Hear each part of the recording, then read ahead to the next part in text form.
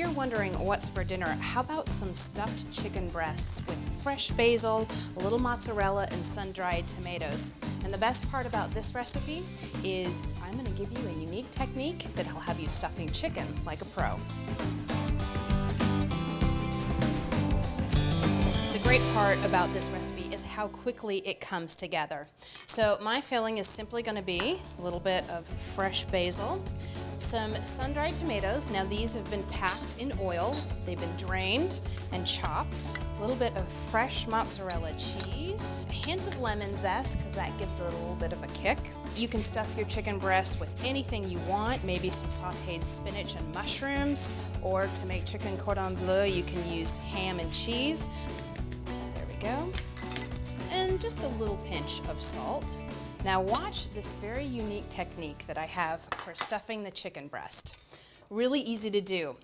And I like to tell people you're channeling your inner surgeon here. So when you do it, go slow. So take your chicken breast, and just place it on the cutting board, and notice how I have the smooth side down and I've got the thickest part of the chicken facing away from me. I'm going to take my boning knife. Keep your hand flat and your knife parallel to the cutting board. And take the knife and just push it back through the thickest part of the chicken and just go all the way back almost to the end right there. Okay, see how I did that? Now, all we're gonna do is we're making this little pocket where we can put the stuffing. And if you happen to cut through, it's okay, don't worry about it.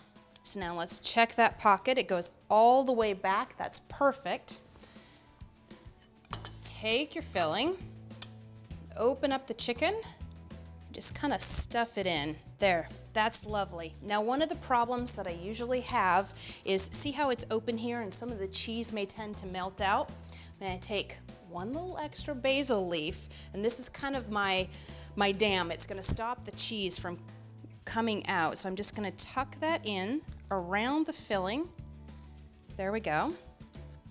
And then chicken breast is ready for searing. I've already seasoned the chicken with a little salt, and I've preheated my stainless steel pan on medium-high heat. This is very easy. All we're going to do is add a little olive oil to the pan, not too much, swirl to coat, and then once that olive oil is nice and hot, take your chicken and place it directly down, and then just sear until brown on both sides. Now sure, you could skip this step, the browning part, but it adds flavor to the chicken, so I wouldn't.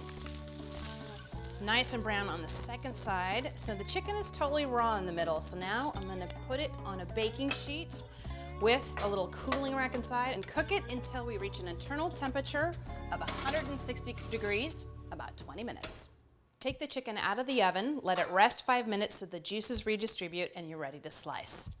Now I want you to take a look. See how the basil held in all my filling so it didn't end up on my baking sheet? That's exactly what I was looking for. And to slice, I like to cut my slices at angles because I think it's really pretty. Just cut that away. The first two slices don't have a ton of filling, but now take a look. As we slice through, look at that. Isn't that fantastic? And see how nice and juicy the chicken is? That's because we let it rest. There we go. One more slice. Now remember that one chicken breast does serve 2 people. So I'm going to take this, gather it up, stick it on the plate, and kind of fan it out. Gosh, how beautiful is that?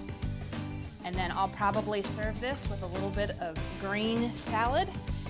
And this is fast, easy, and fresh.